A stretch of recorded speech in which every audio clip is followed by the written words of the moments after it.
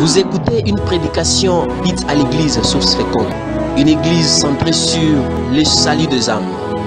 Elle œuvre dans les domaines de l'évangélisation, de l'enseignement de la parole de Dieu, de la communion fraternelle, de l'assistance ainsi que de la prière. Elle est dirigée par le révérend pasteur Désiré Mbaye.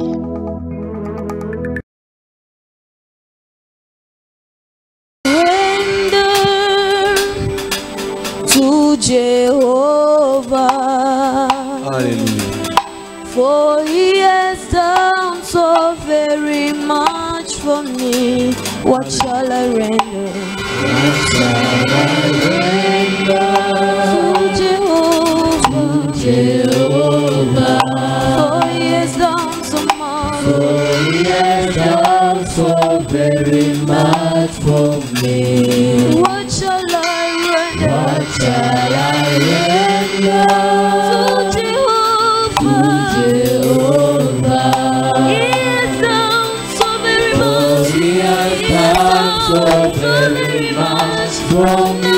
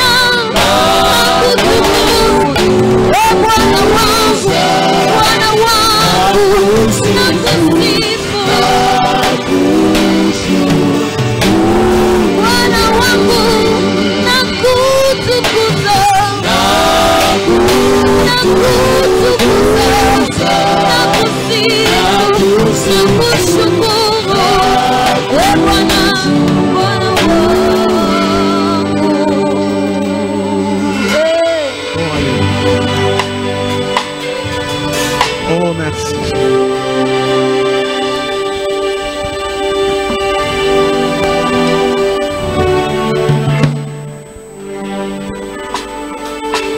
Takupa nini Mungu wangu, sababu umetenda mengi kwangu.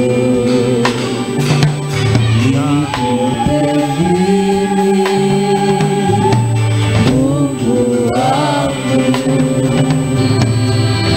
sababu umetenda mengi kwangu.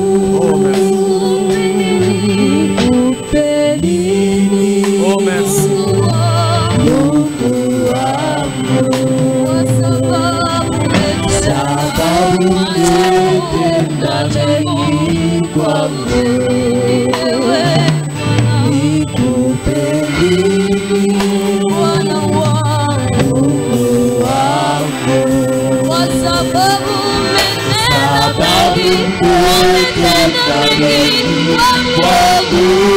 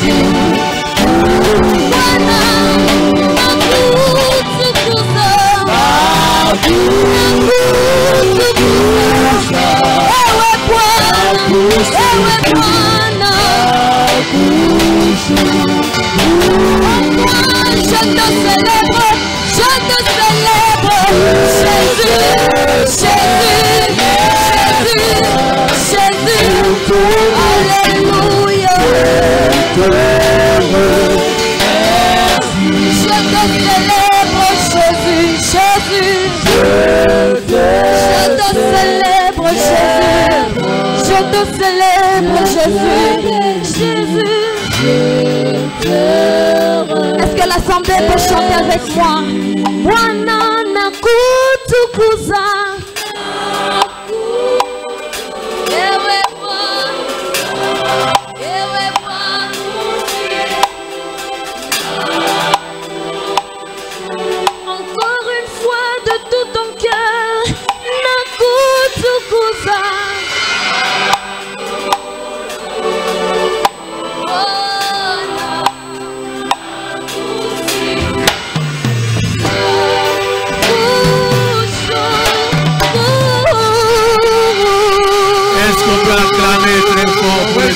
Tumshangilia wetu Mungu.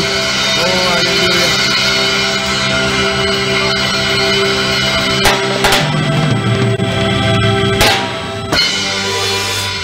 Que le Seigneur vous bénisse. Bwana Mungu apate Nous voulons kubariki. écouter la parole de Dieu ce matin. Asubuhi za leo Et nous sommes dans la joie. tu katika furaha. C'est le pasteur Venant Moloto qui va nous parler ce matin. Ni mchungaji Vena Moloto atazungumzia asubuhi za Pendant leo. qu'il s'approche, nous acclamons le Seigneur pour Tunapiga l'encourager. mikono kwa ajili wetu Mungu.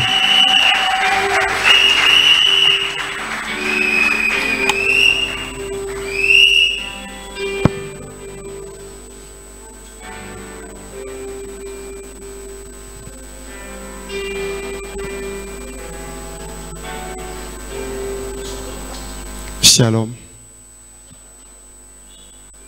Allez dans le nom de Jésus. Nimesalimia katika jina la Bwana wetu Yesu Kristo. C'est un privilège Ni neema kwangu et une joie na furaha d'être dans cette église kuwa ndani ya kanisa hii ce matin. asubuhi. Je bénis le Seigneur Nambariki Bwana. car il est le Père, le maître des temps et des Yanakuwa circonstances. Bwana wa nyakati hata na majira. Et je bénis le Père de la maison, l'ange de l'église, Ninabariki baba wa nyumba mwenye ambaye anakuwa le anazungumzia. pasteur Désiré, Pastori Desire, un homme bien. mtu mzuri. La première fois qu'il m'a vu, Mara ya kwanza aliweza kuniona, il m'a manifesté beaucoup d'amour. alionyekanishia hata mapendo mengi. Et je l'ai beaucoup aimé comme si on s'est connu il y a 10 ans passés. Nilimpenda sana vya tunasema wakati uliopita. Amen. Amen. Vous avez un Père merveilleux. Mnakuwa na baba wa mastajabu.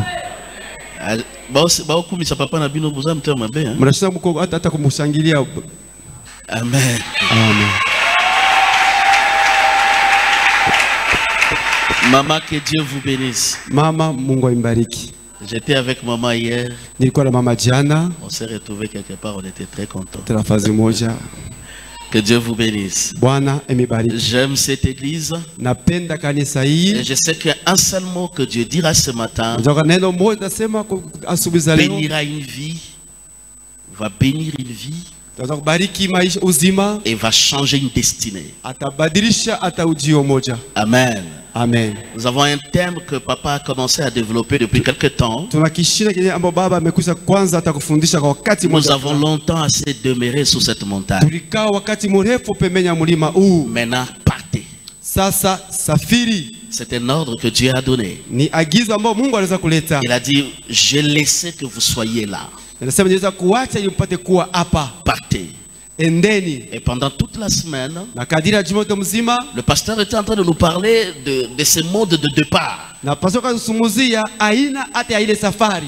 Les modes de départ du point de l'ordre jusqu'au point d'arrivée, il y a des choses qui se passent. Na aina ya safari toka mwanzo mpaka la kwenda kwa maneno kunaweza hata kuvuka. Pendant toute la semaine, le pasteur a explicité les choses qui se passent. Na juma yote pastor alikuwa anakafasiria maneno yote na Il y a des choses inentendues. Kuna maneno ambayo haisikiliki. Il y a des surprises agréables et non agréables. Kuna mamustuko moja ambayo ya kupendezwa ya il y a le saut de Mara qu'on va rencontrer. Kuna maji ya mara yote utaweza kupatana nayo. Il y a la manne que nous en aurons mal de manger. Kuna kwa na mara yote kuna mbaya kuweza kula. Il y a des cailles que nous mangerons, ça va entrer dans nos dents. Kuna nyama yote utaweza kula inatengia katika meno. Toutes ces réalités, la Bible ne nous en parle pas. Même Dieu qui dit partez, il ne nous dit rien. Mais il nous donne le mode d'emploi pour cette route-là. Le mode d'emploi, c'est ce qu'on va voir aujourd'hui. Et il nous donne aussi une arme qui nous permettra d'arriver là où nous allons. Je suis juste en train de compléter ce que papa avait dit pendant la semaine. On va lire un verset. Nous sommes toujours dans les livres de Deutéronome. Le chapitre 6. Nous allons lire à partir du premier verset. Et nous irons même jusqu'au deuxième verset, il n'y a pas de problème. Non, j'aimerais qu'on aille jusqu'au cinquième verset. On peut lire? Okay, comme j'ai le micro, je vais lire. Voici les commandements, les lois et les ordonnances que l'Éternel, votre Dieu, a commandé de vous enseigner afin que vous le mettiez en pratique dans le pays dont vous allez prendre possession. Afin que vous le mettiez en pratique dans le pays dont vous allez prendre possession. Parce qu'il nous a dit, partez. Afin que ton Dieu, en observant tous les jours de ta vie, toi, ton fils et les fils de ton fils, toutes ces lois et tous ces commandements que je te prescris, afin que tes jours soient prolongés. Tu les écouteras donc, Israël, et tu auras soin de le mettre en pratique, afin que tu sois heureux et que tu multiplies, et que vous multipliez beaucoup, comme te l'a dit l'Éternel, le Dieu de tes pères, en te promettant un pays où coule le lait et le miel. Écoute, Israël, l'Éternel, notre Dieu, est le seul éternel. Tu aimeras l'Éternel, ton Dieu, de tout ton cœur, de toute ton âme et de toute ta force. Acclamons la parole du Seigneur. Amen. Wow. Il a dit, partez. Alisema endeni. Mais en partant, il y a des ordonnances. Kwa kutoka kunakuwa hata maagizo. Il nous donne des préceptes, de prescriptions Hata maagizo ya kuweza makanuni qui vont nous permettre de vivre et de posséder. Iteturuhusu kuishi hata na kushika. C'est ainsi que mon thème de ce matin s'intitule Ni hivi kishida kiangu cha asubuhi leo inakwenda le mystère de l'intimité avec Dieu. hata siri hata ya upatanishi. Amen. Amen. Le mystère de l'intimité avec Dieu. Na siri ya upatanishi pamoja na Mungu. Vous allez comprendre avec moi Mtaweza kuelewa pamoja na mimi que Israël avait demeuré longtemps sous une montagne. Israeli alikaa wakati mrefu chini ya mlima moja. La Bible dit c'est là que l'Éternel commença à les éprouver. Biblia inasema ni pale Mungu akaanza hata kwa katika et il leur a prescrit les lois et les ordonnances sous cette montagne. Alibandikia hata maamri na makanuni. Et là il leur a dit, ni pale waweza kuambia, vous avez beaucoup appris. Mnaweza kujifunza mengi. Partez maintenant. Endeni sasa. Mais quand ils partent, wakati wako kisafiri, vous allez comprendre avec moi les lecteurs de la Bible. Mtaelewa pamoja na mimi nini wasomaji wa Biblia. À un moment donné, Moïse avait dit à Dieu, wakati mmoja Musa alisema hivi na Mungu, si tu ne pars pas avec nous, kama utaenda pamoja na sisi, nous n'irons nulle part. Hatutaenda fadha. Nous voulons que tu partes avec nous. Tunataka tuende pamoja, uende pamoja na sisi. Si tu ne veux pas partir avec nous, extermine-nous alors. Kama utaenda pamoja na sisi, basi utuue. Moïse était très tenace. Na Musa alikuwa wazi. Il était très tenace. Na alishika kabisa. Et là, l'Éternel a dit, ok, je dois partir avec ce peuple. Mais il a donné une condition à Moïse. Il dit, Moïse, si je partais avec vous, avec votre cœur là, je vais vous exterminer. Moïse dit, fais tout ce que tu peux faire, mais pars avec nous. Dieu met un ange devant eux. C'est cet ange-là qui était exagérément mystérieux. Il s'est transformé à un moment donné en colonne de feu. Et à un moment donné, il s'est transformé en pâté de nuée. Je n'ai pas le temps de vous expliquer comment cet ange s'est transformé en colonne de feu. À l'éducation, on m'a dit il y a beaucoup d'ingénieurs ici. Accordez-moi une minute, 30 secondes de vous expliquer ce que l'ange faisait. Vous qui n'allez pas comprendre, comprenez seulement comme ça. Cet ange-là, c'est le même ange qui campe tout autour de ceux qui craignent l'Éternel. Mais cette fois-là, il était devant. Mais en campant. Camper veut dire créer un campement. Mais quand on campe tout autour, donc on crée un campement tout autour qui s'appelle clôture. Maintenant cet ange là, Sasa huyu malaika en campant devant Israël, kwa kupiga kambi pembeni ya Israeli, il était en train de faire un mouvement miraculeux à une vitesse de croisière. alikuwa akifanya tendo moja ilikuwa hata ya siri kabisa na kwa mbio ya nguvu Tellement que le kabisa. mouvement était rapide et ça s'est transformé en flamme de feu. Na tendo moja kwa ya nguvu kabisa kwa kabadilika kuwa kama nguzo la C'est moto. pourquoi il dit je ferai de mes serviteurs de flammes de feu. Ndio walisema nitafanya watumishi yangu hata ndimi za Lorsque le moto. diable te regarde, Wakati shetani il anakutazamia, ne te voit pas, il voit le mouvement d'ange autour de toi qui asikuone se transforme en colonne de feu. Nguzo inakuwa geuka inakuwa moto. Et cet ange était là. Na huyu malaika alikuwa pale. Pendant la nuit, il s'est transformé en colonne de feu pour qu'Israël voie les Na projecteurs. usiku waligeuka anakuwa hata ndimi za moto kwa Et Israeli. Moïse a dit c'est pas suffisant. Na Musa anasema hii haieneye. C'est bien beau, mais l'Éternel, tu dois venir avec nous. Ni mzuri lakini wa milele kuja pamoja na sisi. Il a accompli ce que Jean avait dit.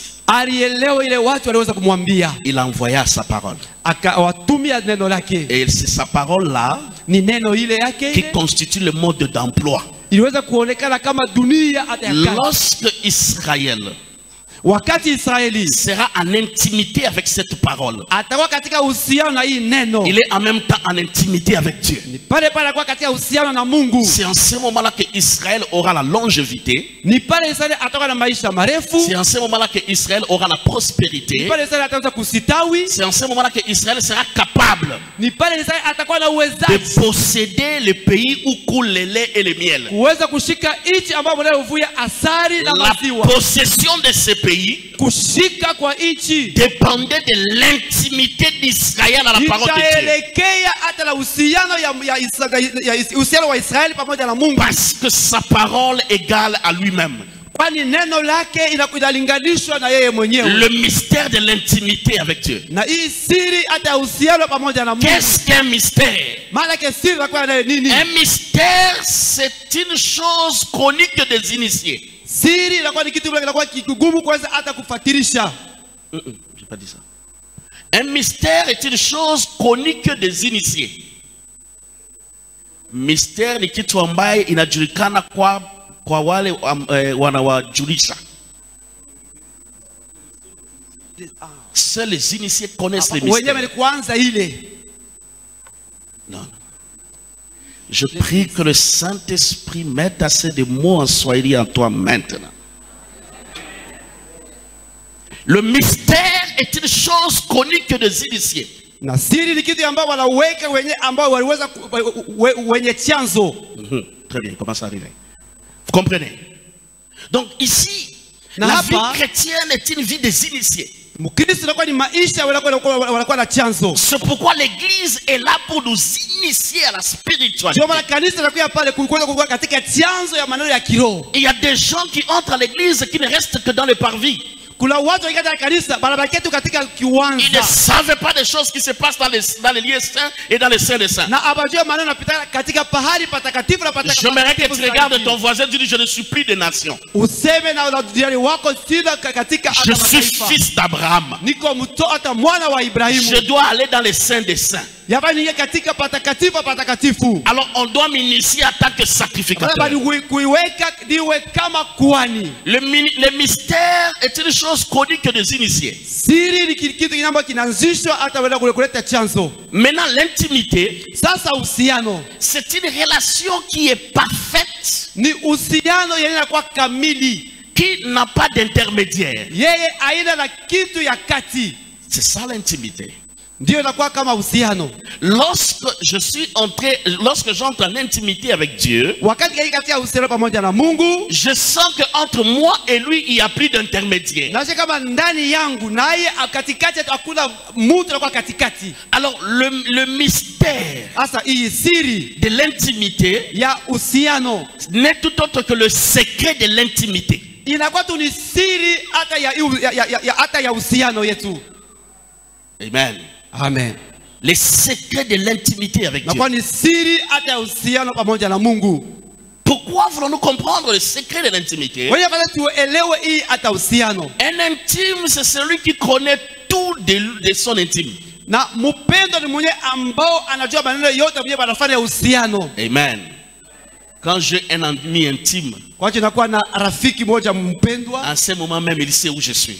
pale pale anajua wapi na kuwa. Amen. Amen. Et Dieu voulait assez que Israël soit en intimité avec lui. Na Mungu alitamani Israeli awe katika uhusiano pamoja naye. Maintenant, quel est le secret qui se cache derrière cette intimité? Ni siri gani inapatikana nyuma ya hii uhusiano? Le premier mystère ou le premier secret que vous devez comprendre, Na siri ya kwanza mnaweza kuelewa, c'est que l'intimité permet à ce que l'homme puisse mieux connaître Dieu. na uhusiano inaruhusu ili Mungu apate kumfahamu mzuri Mungu. Très souvent, ces mots portent à confusion et ça crée beaucoup de troubles dans la compréhension. Zaidi hii neno inaleta mvurugo kabisa katika usikilivu. Pourquoi? Parce qu'on s'est dit intimité, intimité, c'est Juu ya quoi? nini kusema tu uhusiano uhusiano uhusiano? Je venais de définir, mais je vois encore dans les cœurs des gens, ils disent, est-ce qu'il n'y a pas moyen d'ouvrir encore? Kwenda mbele kila mmoja sasa kama anaweza kurudilia tena. Entrer en intimité avec une personne, Kuingia katika uhusiano pamoja na mtu c'est le connaître parfaitement. ni kumfahamu yeye wote mzima. Alléluia. Amen. Alléluia. Amen. Vous devez connaître une chose. Yafadhali mjue kitu moja. Dieu se révèle à nous Na Mungu alifunua kwetu pour que nous puissions les connaître. ili tupate kumtambua. Est-ce que je parle à quelqu'un? Nasema na mtu, Dieu se révèle à nous na Mungu alifunua kwetu pour que nous puissions les connaître. ili sisi tupate kumtambua. C'est ainsi que Christ disait à la Samaritaine, Ni hivi Kristo sema na huyu Msamaria, vous adorez celui que vous ne connaissez pas. mnaabudu mwenye ambaye hamfahamu. Parce que le salut vient des Juifs. Kwani hata wokovu unatoka kwa Yuda. Pourquoi le salut vient des Juifs? Ndio wokovu unatoka hata kwa Yuda. Parce que moi, Dieu, je me suis fait connaître aux Juifs et Kwani non pas aux mimi Samaritains. nilijulishwa hata kwa Yuda si kwa watu wa Samaria. Alléluia. Amen. Dieu s'est fait connaître aux Juifs. Na Mungu alijijulisha kwa Yuda. Il a manifesté son bras puissant aux Juifs. Alionyesha mkono wake uwezo kwa Yuda. Et Christ disait à la Samaritaine, Na Kristo sema na huyu hata Msamaria, apprenez à connaître celui que vous adorez. ujifunze kufahamu benye ambao mnakuwa na abudu. L'intimité nous amène à une connaissance parfaite. Usiano tupeleke hata kukufahamu moja unakuwa kamili. Église du temps de la fin. Kanisa ya wakati wa mwisho. Nous devons nous battre pour connaître mieux le Seigneur. Tupiganishe nguvu ili tumfahamu Mungu. Amen. Amen. Ces derniers temps, Hii wakati za je mwisho suis en train de dire niko nasema hivi, que l'église kanisa est devenue une entité de prière. inakuwa tu fazi moja tu ya maombi. C'est très bien. Hii La watu, Bible dit ma maison sera une maison de prière. nyumba yangu itakuwa ni nyumba ya maombi. Maintenant, ça sera quel type de prière? Itakuwa ni aina gani ya maombi? Ça doit être une prière qui nous amène à connaître Dieu. Hii itakuwa ni maombi tupeleka kumfahamu Mungu. Alléluia. Amen. Nous sommes ensemble.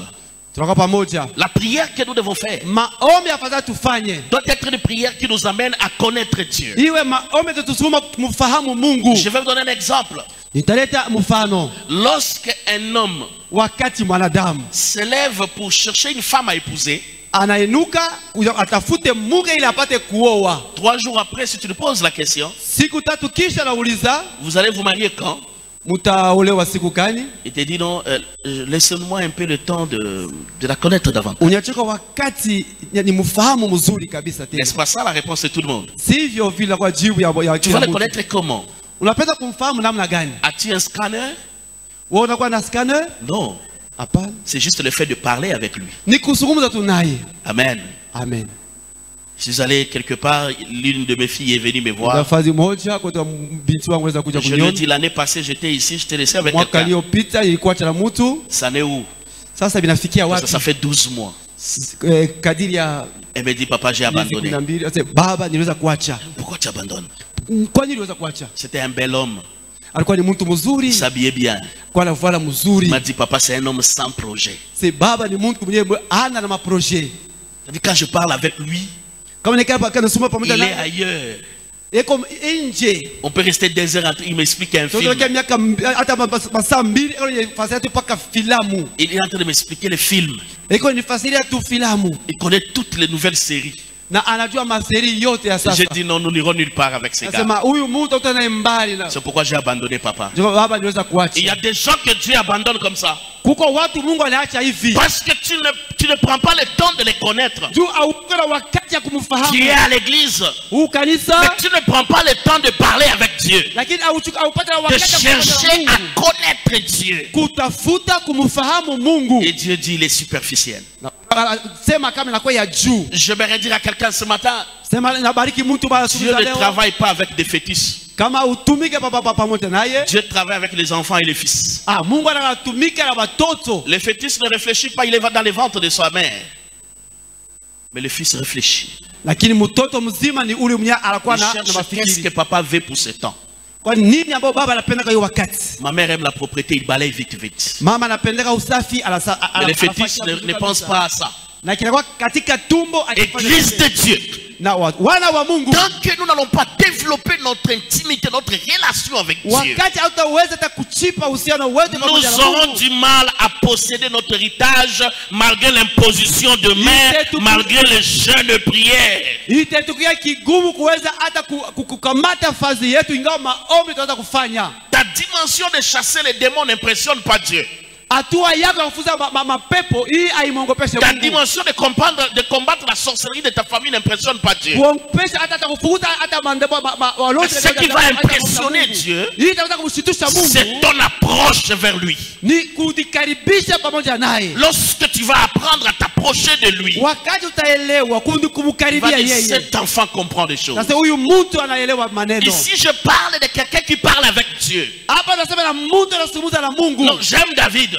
Nampenda Daudi. David devant la guerre, il dit, Éternel mon rocher, Daudi mbele Daudi anasema kama wa milele mwamba mon wangu. libérateur, Hata mkombozi wangu. le Dieu sur qui repose mon espérance. Mungu juu yake Il est en train de dire ces choses parce qu'il connaissait ce Dieu-là. anambariki juu alimfahamu huyu Il Mungu. ne déclare pas les choses au hasard. Asiseme maneno kwa Il ovyo. déclare les choses qu'il connaît. Anasema maneno Et même Dieu connaît ces choses. Hata Mungu mwenyewe anajua. Et le diable qui est de l'autre côté, c'est que ton Dieu aussi connaît ces choses. Mungu anajua maneno kama haya. Et le diable te craint. Na shetani anaogopa. Le diable ne te craindra pas parce que tu vas à la montagne. Na shetani asa kuogopa tu unaenda kumlima. Le diable te craindra quand tu commences à développer ta relation avec Dieu. Lakini atakuogopa wakati unataka kuchipa uhusiano wako pamoja na Mungu. Est-ce que je parle à quelqu'un ce matin? Nasema na mtu asubuhi. Tu ne peux pas entrer dans ton héritage Hautaingia katika urithi wako si ta relation avec Dieu a encore un grain de sable. kama uhusiano yako pamoja na Mungu inakuwa paka na vikwazo. Ici, lorsque nous lisons la Bible, Hapa tukisoma Biblia, dans les versets qu'on venait de lire ici, kwa mstari ambao tutatoa vous mkusoma, allez voir qu'il y a des secrets que Dieu est en train d'injecter dans ces versets. utaona kama kuna kasiri moja ambayo Mungu alikuwa analeta ndani ya mstari hii. Écoute ce qu'il dit. Sikiliza yeye anasema. Il dit, Anasema, et les ordonnances de l'Éternel au premier verset, dit, votre Dieu a commandé de vous enseigner Mungu wewe anaweza kuamuru kuweza mifundisha afin que vous mettiez en pratique ili dans le muwe pays katika tendo na muogope. dans les pays dont vous allez prendre possession. Katika nchi yenye ambayo mtaweza kushika. Dieu sait que tu deviendras ministre. Mungu anajua kama utakuwa mwaziri. Dieu sait que tu deviendras député. Mungu anajua kama utakuwa mtu mmoja fulani. Dieu sait que tu vas créer ton entreprise. Mungu anajua sasa utaweza Mais kutunga il ne kampuni veut yako. pas que le diable trouve gloire dans ça dans le futur. Na haifai shetani aikute hii katika mawakati ya mbele. Il veut assez que tu mettes en pratique sa parole aujourd'hui, Anapenda ili upate katika tendo neno lake afin qu'en le leo. possédant demain, Ili kwa kukamata kesho les gens de cette génération-là watu wa kile kizazi comprennent que c'est Dieu qui t'a amené là. waelewa kama ni Mungu alikupeleka kule. Est-ce que je parle à quelqu'un ce matin? Nasema na mtu asubuhi za leo. Je parle à quelqu'un ce matin. Nasema na mtu asubuhi za leo. Celui qui ne met pas en pratique n'est pas digne de vivre l'héritage. Nyewe katika tendo la Mungu kuishi naye pamoja.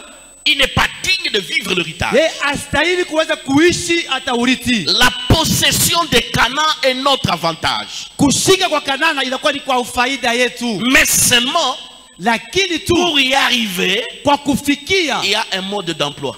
kuna kuwa hata kanuni moja ya kuweza kuheshimia Développer sa relation avec Dieu. na ni kuweza kuumba uhusiano pamoja na Mungu. Amen. Amen. On ne se connaît pas dans les fiançailles en un seul jour. Atufahamianake tu kwa mchumba katika uchumba siku moja. Parmi les hommes qui ont connu les fiançailles les plus durs, c'était moi. Kuna watu walipata hata mchumba ya mgumu kabisa, ilikuwa ni mimi pastori. On s'est vu avec votre mamie un seul jour, le lendemain elle a pris son avion, elle est partie. Mimi na mama yetu kilisi tu mmoja alikafunga vitu vyake Papa, aliweza. nous avons fait une année, on ne parlait qu'au téléphone. À l'époque, il n'y avait même pas de WhatsApp vidéo. Ni mwaka tu mmoja kuzungumza paka hata kusimu. Et on a appris à se connaître comme ça. Tulijifunza kuweza hata kufahamiana vile. J'ai appris à comprendre quand je fais quelque chose, elle n'est pas contente. Nilifunza kuelewa kusema nikifanya kitu moja mimi akimpendeze. Et maintenant, nous vivons heureux. Nous sommes en train de vivre heureux. C'est la 10e année de Ishi mariage. sasa inakuwa ni mwaka wa 10. Simplement bure tu parce que nous avons appris à nous connaître. juu tuweza kujifunza hata kuweza Beaucoup de gens échouent dans les relations avec Dieu watu wanashinda mahusiano wao pamoja na Mungu simplement parce qu'ils n'ont pas appris à connaître Dieu. juu hatukujifunze kumfahamu Mungu. Nous devons apprendre à connaître Dieu. Yafanza kujifunza kumfahamu Mungu. Et c'est là que nous allons développer l'intimité. Ni pale tuweza hata kuchipa hata uhusiano wetu. Je dois lui donner le temps de ma journée. Basi ndio wakati wangu hata wa siku. Je n'ai jamais oublié. Bado si asabwaka. À l'époque, on n'avait pas encore beaucoup de responsabilités. Wakati tulikuwa madaraka mengi, Je donnais à Dieu la dîme de ma journée. nilikuwa nikileta hata chekumi ya siku yangu. Pendant la journée comme ça, j'arrête la journée 2h40 de prière. Wakati ya siku kulikuwa hata saa 2:30 ya maombi. Aujourd'hui, on ne fait que la nuit. Leo tunafanya mpaka usiku. Mais la nuit là, c'était autre chose. Lakini usiku ilikuwa ni maneno mengine. Pendant la journée, j'arrêtais la journée. Na kadiri ya mchana ilikuwa Je nishamisha mchana. 2h30 où je parle avec Dieu. Nasema na Mungu. Je vais comprendre certaines choses. Penda kuelewa kitu maneno moja fulani. Et quand je parlais, Wakati nilikuwa au début, j'étais en train de monologuer. mwanzo nilikuwa nikisema sema tu. Je soliloquais. Nilikuwa nikisema sema tu. Et à un moment donné, Kwa wakati moja je commençais à apprendre à écouter comment il parle. nikaanza kujifunza kusikiliza je eko nasema. Plus je parlais, Zaidi nilikuwa nikisema, je lui laissais le temps. nilimwacha wakati Il parlait, eko nasema, il me laissait le temps. alikuwa nipatia wakati, Je parlais nilikuwa nakisema et les 2h30 étaient devenus peu. na maadui zangu walikuwa kidogo. Vous savez, prendre le temps avec Dieu, c'est une dimension d'amour. Kuchua mawakati pamoja na Mungu ni hatua nyingine pamoja na Mungu. Dans une relation, quand il n'y a pas d'amour, les gens ne peuvent pas rester 2 minutes ensemble. Katika uhusiano kama mapendo inamo watu watabakia pamoja. Est-ce que vous savez ça? Mnajua ile? Quand vous commencez à voir papa se plaint aller regarder la télé dans une terrasse ou chez un ami, Kama unaona baba anaanza kwenda kuangalia il est rentré qu'à television hata 22h, kwa on le sert, ndugu il dort rapidement. na busiku tu ni wa Sache qu'à la kwanza personne, la relation kulala. avec maman ne va pas bon. Mnasema hata uhusiano pamoja na mama La même chose haiendeki. avec Dieu. Vile vile pamoja na Mungu. Quand tu vois un chrétien papa entrer à l'église, Kama unaona Mkristo baba anaingia ndani ya kanisa adorer 2 minutes et ses pensées soient na ailleurs, anaabudu tu dakika tu mbili kisha anatoka. l'amour dans cette relation avec Dieu pose des problèmes. Mapendo uhusiano pamoja na Mungu inakuwa na magumu. Amen. Amen. Nous devons prendre Fadhali kuchukua parmi les secrets pour posséder, katikati ya masiri njoo kuweza kushika il faut développer son intimité avec Dieu. ya kuchipa hata uhusiano pamoja na Sinon, Mungu tu wako. vas accompagner les autres. Utaweza kushindikiza wengine Vous tu. savez, il y a des gens, Kuna watu j'ai rencontré, nos sœurs ont beaucoup de problèmes. J'ai rencontré l'une de mes sœurs, elle me dit, Donc, madame, Daddy, vous avez j'avais fait. 12 amies. Elles sont toutes mariées. wote waliweza kuelewa. Et j'ai été l'organisatrice de leur mariage. Nilikuwa hata mwenyewe ambaye aliweza kutunga Je hata suis resté la mama seule. moja tu Parmi les 12, katikati 10 ya 12 ont déjà des enfants. wote wamekwisha kupokea watoto. Moi, je n'ai même pas quelqu'un. Mimi sina hata na mtu. Je lui ai dit, parce que tu n'es pas encore prête à te marier. Sasa ni njoo hauna tayari kuweza kuolewa. Le problème, tu n'es pas encore prête à te marier. Mambo yake hauna tayari kuweza Dieu kuolewa. n'est pas un gaspilleur de grâce. Na Mungu ana mtu ya kupoteza Il ne manehema. peut pas gaspiller comme ça. Hawezi kupoteza hivi. Te donner pour que tu la perdes. Kukupatia njoo uyapoteze. Il attend quand tu seras prêt ou prête. Eko nachukua kwa hiyo utakuwa Il tayari. te donnera sans effort. Na atakupatia bila Ça va kusukuma. venir. Itakuwa vile. Les choses que tu recevais avec beaucoup d'énergie, Vitu kwa nikipokea kwa nguvu. tu vas commencer à les recevoir sans énergie. Sasa utaipokea bila kutoa nguvu. Je pris le temps d'observer ma première fille. Nilichukua wakati kutazamia hata binti wa Quand kwanza. elle était née, Wakati alizaliwa, elle avait du mal à s'asseoir. alikuwa na magumu kuweza kuikala. Après 3-4 mois, Kisha miezi 3 je l'ai vu, elle a 4 commencé à s'asseoir. nikamwona akaanza Au bout kuikala. de 6 mois, Miezi elle commence à 6 se battre pour ramper. kaanza kupikana ili anze kutambala. J'ai eu la chance de la voir marcher à 7 mois. Nilikuwa na bahati kumwona kutembea À miezi 7 mois, j'étais là, je l'ai vu tenir le mur. Sasa nilimwona kusimama na Elle a commencé kushika à marcher. akaanza Et kutembea. quand elle avait faim, Wakati alikuwa na njaa le seul langage était de pleurer. na usemi tu mmoja alikuwa ni kulia. Aujourd'hui, quand je la regarde, Leo kama namwangalia quand elle a faim, kama alikuwa na njaa, elle sait où se trouve le pain, anajua wapi mkate elle sait nakuwa, où se trouve le lait, anajua wapi majibu elle ne pleure nakuwa plus. na anaweza Donc, maji elle a masafi. grandi. Quand on grandit, Wakati nakomea il y a des choses qu'on demande de prier à Dieu. kuna vitu aweze kuomba kwa Mungu. Il y a des choses que tu n'as pas le droit de commencer à pleurer pour ça. Hakuna vitu hata kulialia juu Ça yake. dépend de la manière dont tu développes ton intimité avec Dieu. Aina namna hii unaweza hata Vous pleurez parce que vous n'êtes que des bébés. munalia ndio kuangalia watoto wachanga. Je vous comprends, pleurez, vous êtes des bébés. Unaweza kulia sawa watoto wachanga. Mais quand vous allez grandir, Wakati mtakomala tu vas t'élever, tu utasimama vas dire oui Seigneur, tata ndio tu baba m'as créé, Mais cette coupe ici, lakini je kikombe ne la hiki boirai pas. Fais-la passer, donne-moi ma coupe. Bien-aimé dans le Seigneur, l'intimité avec Dieu te donne le droit de propriété. akupatie hata mapaswa yako. Quand tu vois quelqu'un pleurer, tu dis tu as raison, pleure. Pale utaona mtu analia usema ndugu una masababu yote ya C'est kulia, juste lia l'âge tu. que tu as. C'est juste l'âge que tu as. Ni ule tu miaka unakuya nayo. Nazé sur l'âge à relater. Ndio inakuwa ni ukweli. J'ai l'âge de créer par la parole. Ninakuwa hata na miaka ya kuweza kulia kukubudia Mungu. Est-ce que je parle à quelqu'un? Niko nasema na mtu. Je n'ai plus l'âge de pleurer. Est-ce que je parle à quelqu'un? Sina na Dis à ton voisin, je n'ai plus l'âge de pleurer. Sina na miaka ya kuweza kulia. Dis-le avec fermeté. Je sais que tu manques cette chose-là. Mais regarde ton voisin, tu dis je n'ai plus l'âge Mwambie de jirani pleurer. wako. Je sais que même la nuit d'aujourd'hui, tu avais encore pleuré, mais Najua aujourd'hui utafanya matin, utakulia. tu t'es réveillé, je viens de te dire, tu n'as plus l'âge de pleurer. Hauna na kimo ya kulia tena. Développe ces choses. Uchipe hii maneno. Même le diable va commencer à te craindre. Atashata kuona, ataanza kuogopa. Vous savez, Mnajua le diable craignait Paul. shetani alikuwa akimwogopa Paulo. La Bible dit les fils de Sceva Biblia inasema hata wana wa ont Sefa été rossés par un diabolique. wanaweza kupikwa hata na mtu Mais alishika ce diabolique mapepo. là a dit des mots. Na huu mtu wa demoni alisema neno moja fulani. Jésus, Yesu, que vous citez là, huyu mnataja hapa, nous le connaissons. tunamfahamu. Pas de problème. Hakuna maneno. Paul, Paulo, nous le connaissons. tunamfahamu. Mais vous, Lakini nini? on ne vous connaît pas. Hatumifahamu. Non, non. Hapana. Il faut satana yebangai. Yafadhali Satani naye ajue. Il doit me connaître dans un mauvais sens. Anifahamu hata mania mbaya. Alléluia. Amen. Le diable doit te connaître, mais dans un mauvais sens. Shetani afadhali akujue katika nia mbaya. C'est un catalyseur. Yeye anakuwa ni maneno Il y a des chimistes ici. Dis ça, c'est un catalyseur. anakuwa ni catalyseur. Quand tu arrives, tu risques de déstabiliser le système. Kama unafika unaweza kukosa hata salama. Alors, qu'est-ce qu'ils font? Nini wanafanya? Quand toi tu es là, Wakati anakuwa pale ils désamorcent le système.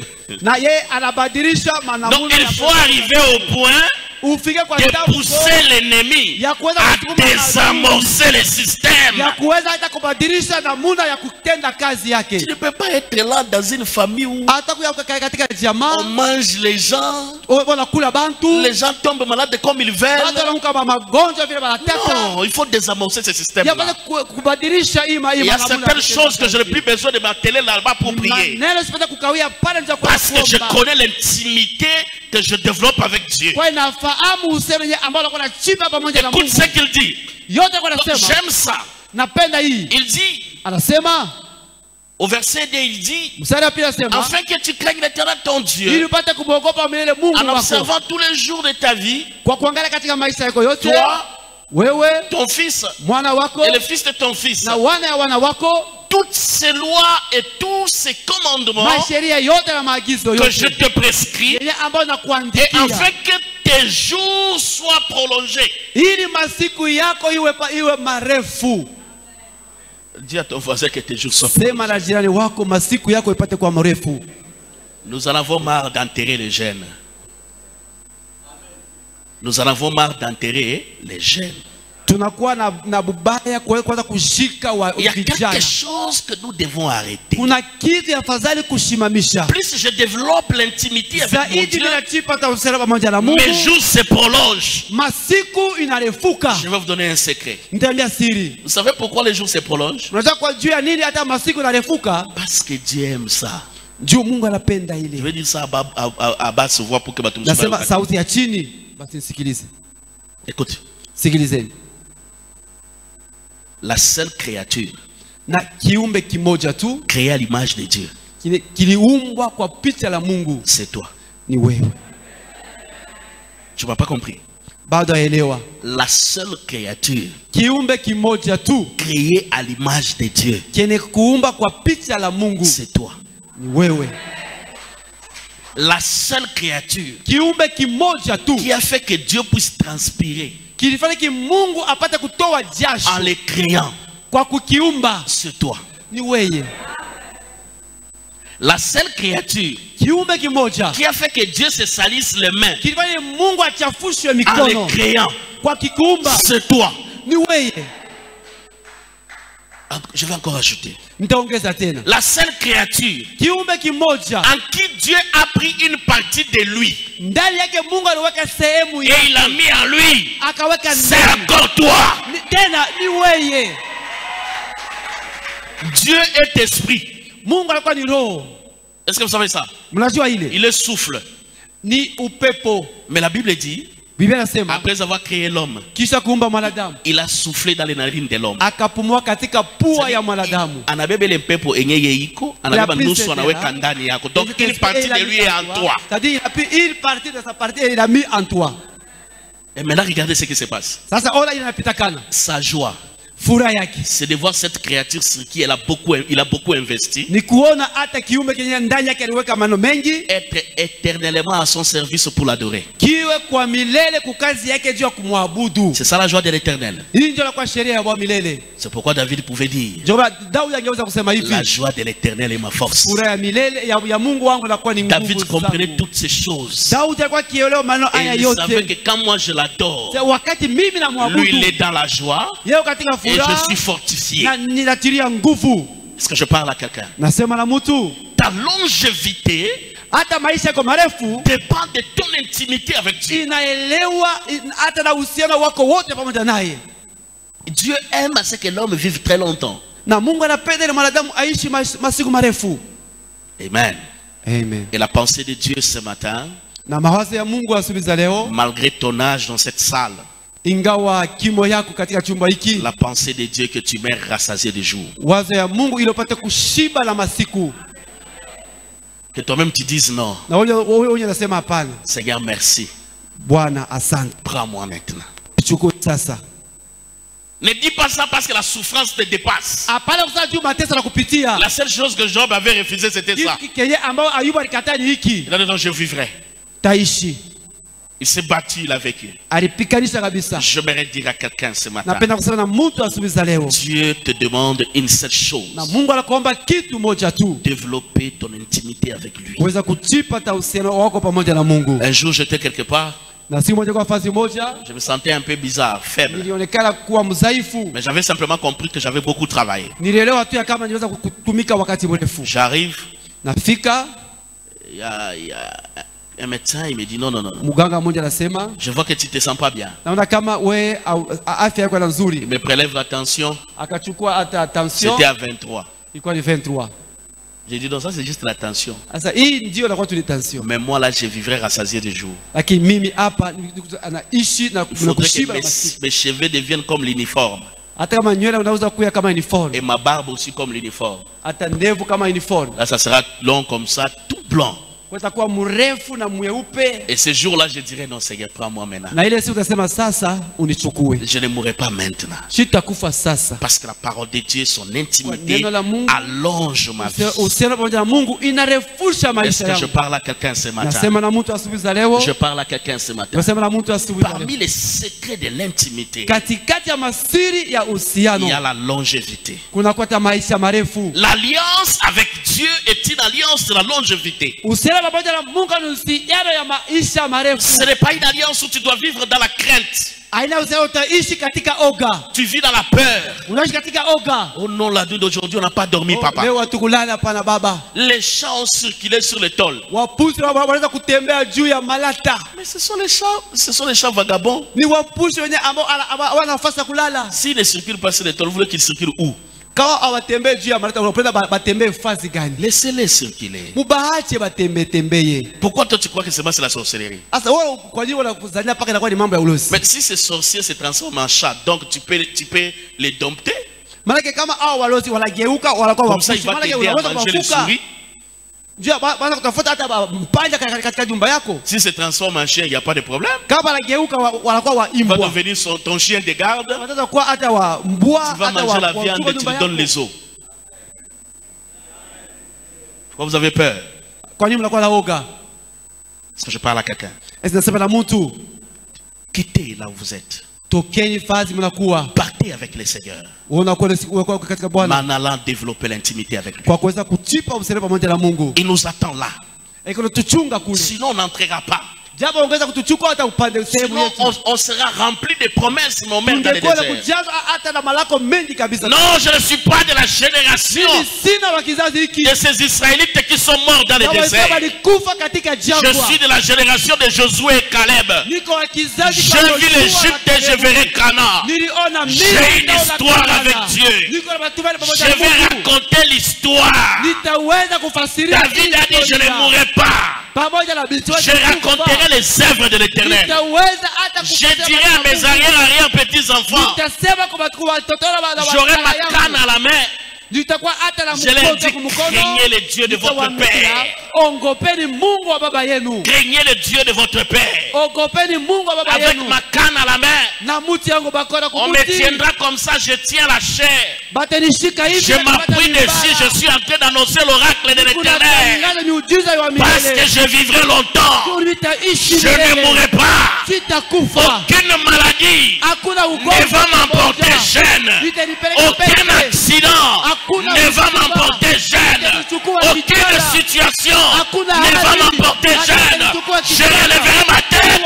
Je proclamerai la grandeur de mon Dieu. Et les nations sur la terre comprendront que le Dieu qui m'avait établi avait raison de m'établir. Il est temps, frères et sœurs, de lever le flambeau de la victoire et dire que nous avons Dieu et le monde doit dépendre de nous. J'aimerais entêter quelqu'un ce matin.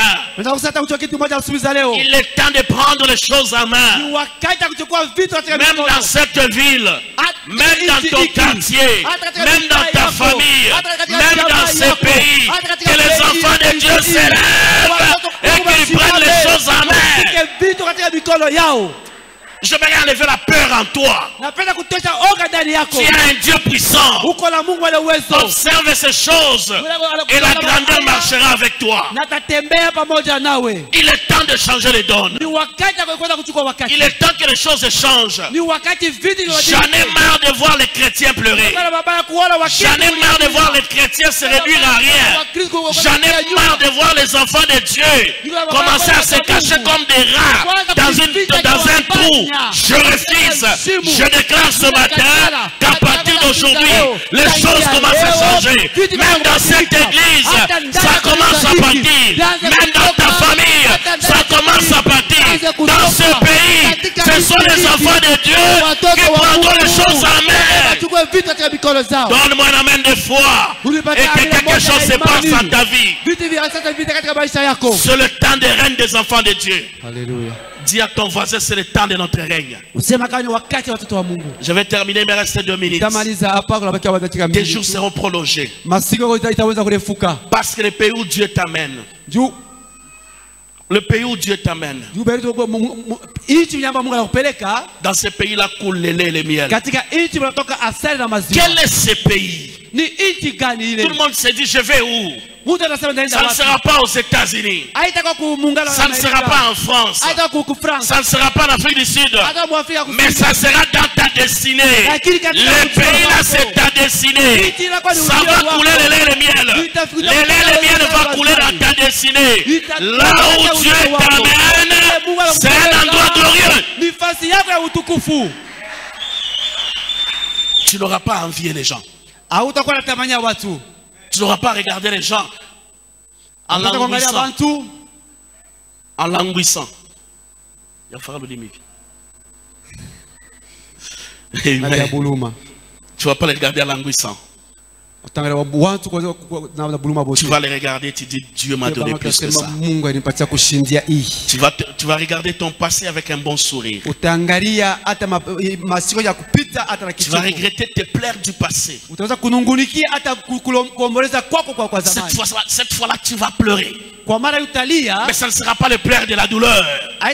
Ça sera le pleurs pour dire, Seigneur, c'est beaucoup trop pour moi.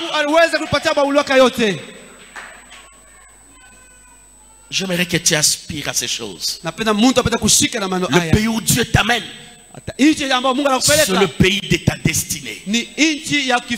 Ça n'a rien à voir avec une situation géographique.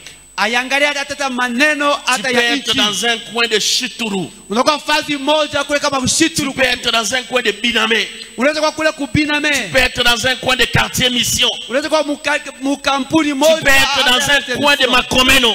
Unaweza kuwa kule Kumakomeno. Tu peux être dans un coin de la cité. Unaweza kuya kwenda kule mbali kusite. C'est là que Dieu va te relever. Kule Mungu Et il fera de toi une référence. Il rendra ton nom grand. Parce que c'est là qu'il fera couler le lait et le miel. Atatosha hata asari. Tu n'as pas besoin de t'inquiéter. Auhitajie kuweza hata Tu kunungunika. n'as pas besoin d'envier les gens. Auhitajie kuweza hata kutazamia Tu wengine. n'as pas besoin de croire que tu es le moindre. Auhitajie kuambia Ah non, je ne suis pas de la génération de Gédéon. Je refuse de déclarer comme Gédéon. Je suis le moindre. Ma famille n'a rien. Non. J'ai Jésus et j'ai tout ce qu'il me faut. Ninapenda yote ambayo inanifai. Ce ne sont pas les millions qui vont faire de toi grand. Ana milioni itaweza kufanya kuwa upate kuwa C'est mtu. Jésus qui te rendra grand. Ni Yesu atakufanya kuwa mkubwa. Et dans ta grandeur là, les millions vont te suivre. Na katika kubwa wako kule hata milioni ya fedha itakufuata kule. J'aimerais finir ce matin en disant à quelqu'un, Napenda kumaliza kusema na mtu mmoja avant hivi. qu'on entre en prière, Katika maombi yako que l'Éternel m'a dit de te dire wa milele aliniambia nikuoneshe que le plus grand secret aussi, na siri kubwa kabisa c'est de l'aimer. ni kumpenda.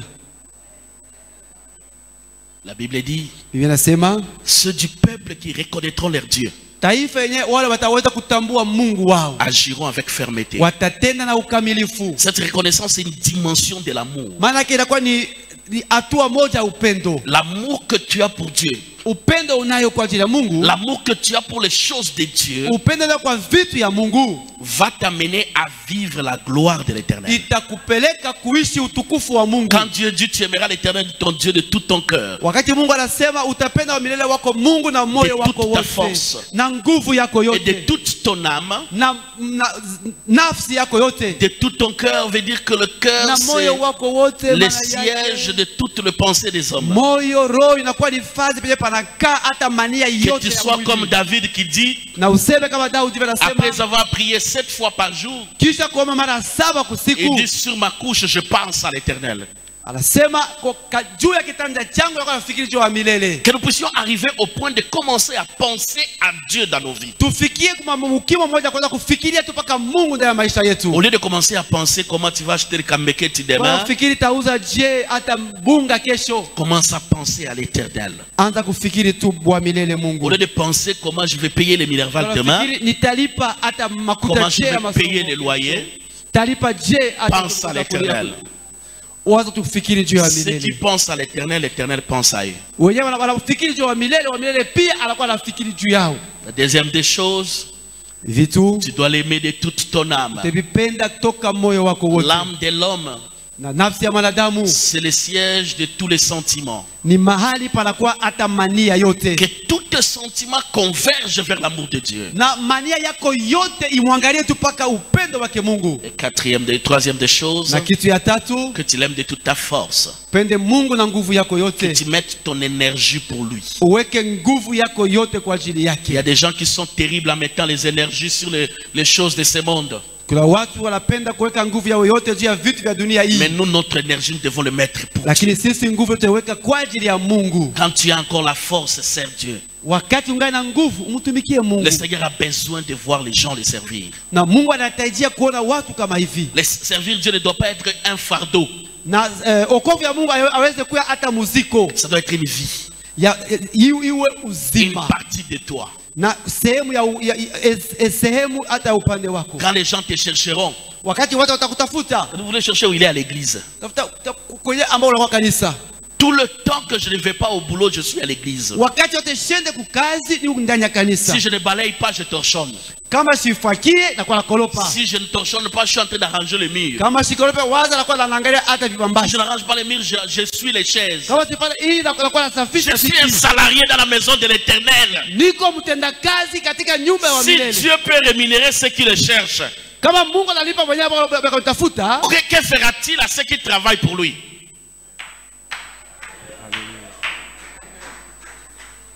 L'église doit apprendre à servir Dieu. Kanisa pale ijifunze kumtumikia Mungu. Servir Dieu, c'est pas seulement prendre la Bible et prêcher. Kumtumikia Mungu ambao tunasema kutoa Tu ubiri. peux évangéliser au marché. Unaweza kuleta habari njema hata kumsoko. Tu amènes deux frères. Unaleta ndugu wawili. Papa, vous êtes au bureau. Baba unakuwa kwa ofisi. Oui, j'ai amené mes deux frères. Ninaleta ndugu yangu wawili. Il prie pour eux. Anawaombea. Et tu pars. Na unaenda. Je suis en train de mettre mon énergie. Ni unaweka nguvu yangu. Je mets mes finances. Naweka hata makuta yangu. Pour servir Dieu. Ndio kumtumikia Mungu. Je mets tout ce que j'ai. Naleta yote nayo. La sueur, tout ce que j'ai, ma force. Hata jasho inakuwa hata nguvu yote. À un moment donné, tu vas pleurer, tu cries le Dieu de ma jeunesse. Wakati unaomba unasema kama Mungu wa ujana wangu. Il va regarder la jeunesse et dire j'ai traversé la jeunesse avec lui. Nilipitisha ujana pamoja Et naye. il commence à agir. Na anaanza kutenda.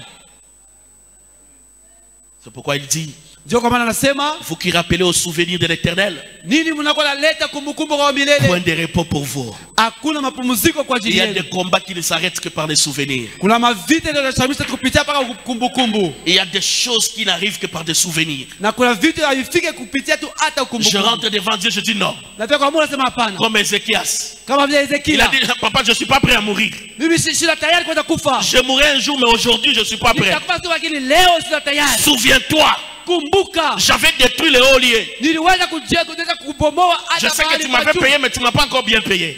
Aujourd'hui, je ne suis pas prêt à mourir. Leo tutaweza kufa kwa bure. Dieu regarde et dit oui, oui. Mungu anamwangalia. Oui, tu avais fait ça. Ndio ulifanyaka Dis, hivi. Esaïe rentre. Sasa Isaya rudia. Tu dis, j'ajoute 15 ans.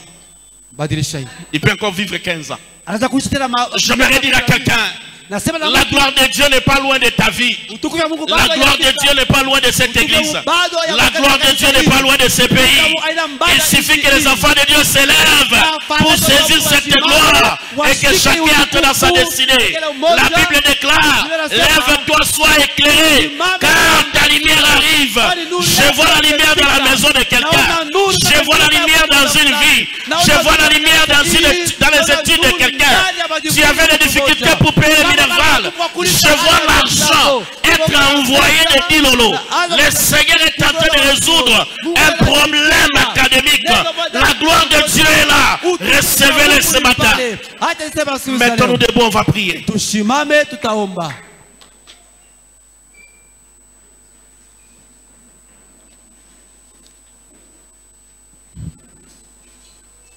Le Seigneur s'est décidé de visiter cette église. Bwana alikamata mpango weza kupegulia kanisa hii. Il y a une étudiante et un étudiant, ils sont à 3. Que le Seigneur s'est décidé de prendre en charge Kuna watu moja nyambo Bwana alikamata mpango weza pour les frais kuchukua académiques. juu ya fedha ya kulipa kwa Parce que je masomo. voyais Dilolo, je voyais Kinshasa et Niko je naona voyais Dilolo kuna Kinshasa. une somme d'argent qui venait de l'Afrique du Sud. Niko naona fedha kutoka hata kwa Afrika Kusini. Et le Seigneur m'a dit, ne t'inquiète plus pour ce qui est des problèmes de tes Bwana études. anambia nikwambie usifadhaike kyokyote kile kwa ajili ya fedha. Il accepte de le prendre en charge. Alikubali kukuchukua wewe binafsi. Le Dieu de prise en charge est réel ce matin. Huyu Mungu mwenye kutuchukua binafsi eko nyuma yetu. Et pendant que j'étais en train de parler ici, Wakati nilikuwa nikisema huku, le Seigneur m'a dit de dire à l'église Bwana ananiambia niseme na kanisa de travailler à l'unisson autour du pasteur. kutumika mumoja pembeni ya pastori. Travailler à l'unisson autour du pasteur. Kutumika katika umoja pembeni ya pastori. Travailler d'un même cœur. Kutumika na moyo moja. La gloire de Dieu va visiter vos maisons. Utukufu ya Mungu itaweza kupegua hata manyumba yenu. Une forte visitation. Na kupeguliwa kwa nguvu kabisa. Parce que je suis en train de voir les mariages se multiplier.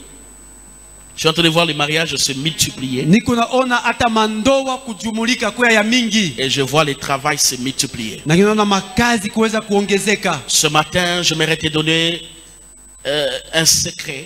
Asubuhi napenda kupatia siri moja. C'est d'appliquer ces choses. Ni kuweka katika tendo hii maneno. Développe ton intimité avec Dieu. Na upate kuchipula hata uhusiano wako Et pamoja la na gloire de Mungu. Dieu va changer ta destinée. Na utukufu wa Mungu utabadilisha ujio Fais wako. cette prière avec moi. Fanya maombi pamoja na mimi. Nous avons les yeux fermés, les mains levées. Macho yote ni kufunga, mikono yote ni kunyanyuliwa. Tu es en train de dire à Dieu, Seigneur, Unasema na hivi na Seigneur, ce n'est pas facile pour l'homme, ce n'est pas facile pour l'homme, mais je veux que ton esprit puisse m'aider mais je veux que ton esprit puisse m'aider à développer l'intimité avec toi, à développer l'intimité avec toi pour entrer dans mon héritage. pour entrer dans mon héritage. Prie au nom de Jésus, élève ta voix. Upate kuomba katika jina la Yesu Kristo, nyosha sauti yako. Baba, Yesu. Baba, Yesu.